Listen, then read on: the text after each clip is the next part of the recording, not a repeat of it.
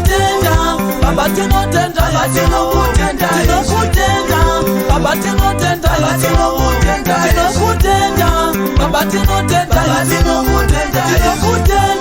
Baba tinotenda Yesu.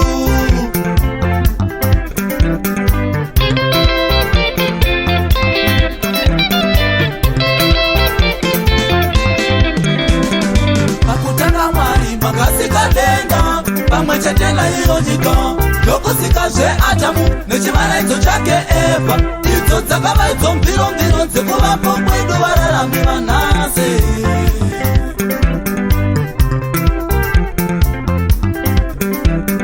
Pakutanga Mwari makasika denga pamwe chete na iyo nyika ndokusika zveAdhamu nechivaraidzo chake Eva idzo dzakava idzo mbiro dzekuvapo kwedu vararami vanhasi.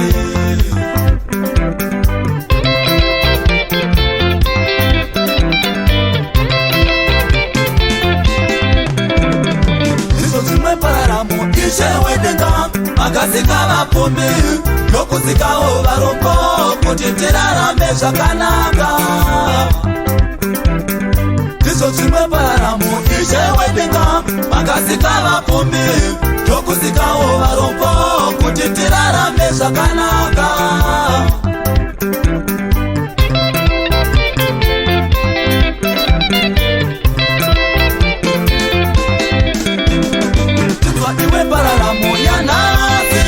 Usakumanya usacheche moyo Mwari vakakoseka vane chido neviponewe.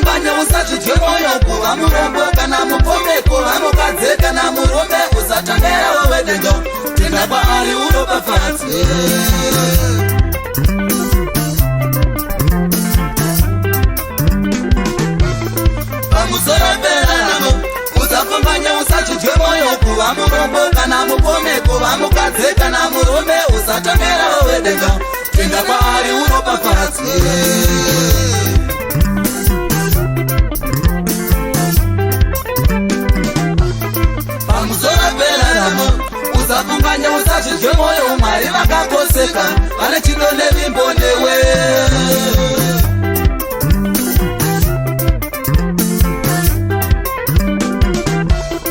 Pamusoro peraramo usafunganya usachidwe moyo Mwari vakakoseka vane chido nevimbonewe.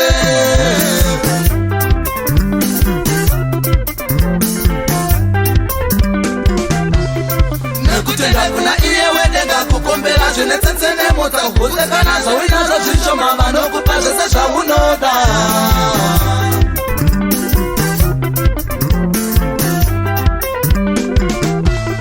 Nekutenda kuna iye wedenga kukombera zvinetsetse nemota kusekana zvawinazvo zvishoma vanokupa zvese zvaunoda.